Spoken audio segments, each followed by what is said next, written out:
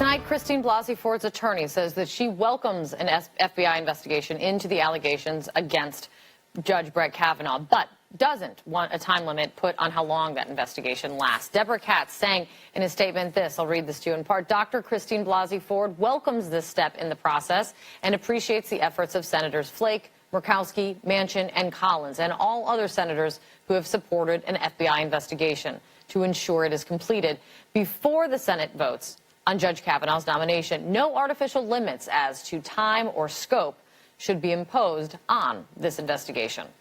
Out front with me now, Deborah Ford Peters and Sandra Mendler. They are Christine Blasey Ford's sisters-in-law. Their brother, Russell Ford, is Christine's husband. Thank you both for being here. Thanks for having us. Yeah, thank you. Deborah, let me start with the news that we're talking about this evening. Your sister-in-law has said that she is absolutely willing to cooperate with an FBI investigation. The president just ordered one. Do you think this is a good faith effort at getting to the truth? I think it's essential and very positive. I think Christine presented her her accounting of the events that happened to her, and she deserves for others to be interviewed and for the truth to come out. Sandra, your sister-in-law described what she says she experienced in vivid detail. One of the most emotional moments during her testimony was when she was asked and described what she remembers most from the night of the alleged attack. Listen to this. Indelible in the hippocampus is the laughter, the uproarious laughter between the two, and they're having fun at my expense. What was it like listening to that for you? I can tell you I had tears running down my cheeks. It was so difficult to listen to, and I know a lot of people around the country felt the same way, and so it was she was speaking from the heart, and it was a really raw and difficult moment. It was really, really tough. Deborah, I mean, I want to know what you felt in that moment, what you feel even hearing it again. I mean, this is your sister-in-law, and she said this before the Senate panel, before the country, before the world. I mean, you now see the images of how many people were listening in. What were you feeling at that moment? I was extremely moved. I love Chrissy. I've heard her talk about many different kinds of feelings very genuinely. I can feel her pain, really. And I just was impressed by her bravery, and I just felt like I was right there with her in the pain, as I think a lot of people probably felt. Did you both listen then afterward to Judge Kavanaugh's testimony? Yes. Yes. All the way through? Mm-hmm. Yes. I listened to most of it, not all the way through.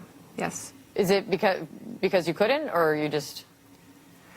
I actually had a commitment, and yeah. I couldn't listen to the rest of it. It was difficult to listen to. I think, if it's okay to just continue a little bit, I think when I listened to Judge Kavanaugh speak, to me, it was so different than listening to Christine speak.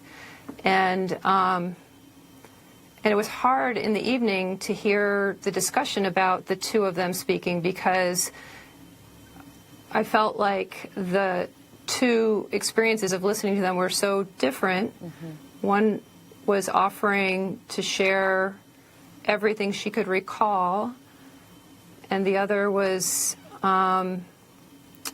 evasive and a very different tone. So I felt like they were very different testimonies. It was interesting to hear commentary that they were both so similar in their emotional impact.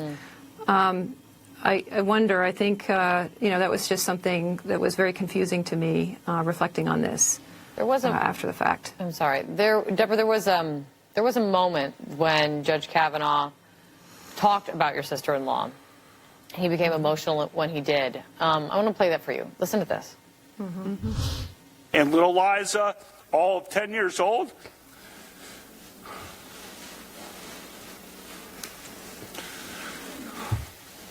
said to Ashley, we should pray for the woman. We mean no ill will.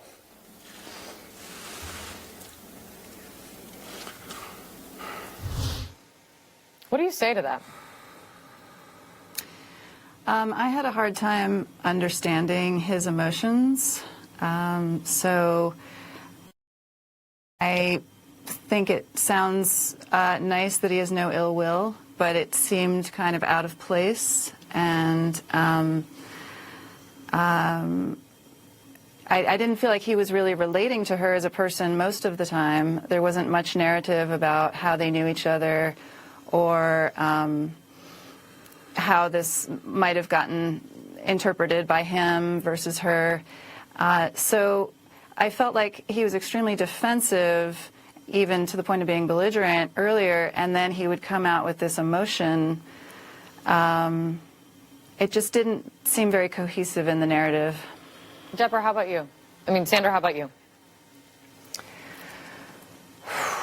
Yeah, I thought it was a really confusing set of ideas that were being put forward, and it is hard to explain to a 10-year-old what's happening, and I'm sure that it's really difficult to be confronted with experiences from earlier in his life, and there may be, really a lot of feelings about confronting that experience earlier in his life. Mm-hmm. And I think the important thing is that this testimony and this hearing was about his character.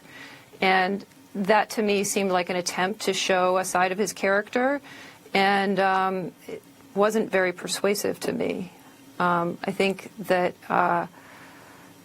what would have been more persuasive to me would have been to hear him being open to exploring and open to having point of views and open to having a greater conversation with more people involved. That would have been way more persuasive. Deborah, given all that your family has been through, your sister-in-law, your brother, your children have been through, if Judge Kavanaugh is confirmed to the Supreme Court, will it have been worth it? It's interesting. I had my sons with me yesterday, home from school, 12 years old and 15 years old, and they were watching the whole thing, and they were so impressed by their aunt, and so learning about this process and what it's like to be brave, what it's like to speak publicly, what it's like to have emotions and try to manage that. Their hearts were just bursting for her. And so I feel like there's tremendous learning in all of this for all of us. And I felt grateful that we could do that together. And I think absolutely that speaking your truth and not being silenced and not being intimidated, not hiding your truth has been an amazing lesson for my kids and for myself as well. Deborah, Sandra, thank you so much for sharing with us tonight. I appreciate your time. Thank you. Thanks. Thank you. Coming up for us, out front next, outrage across the United States as Senator Flake warns the country is being torn apart.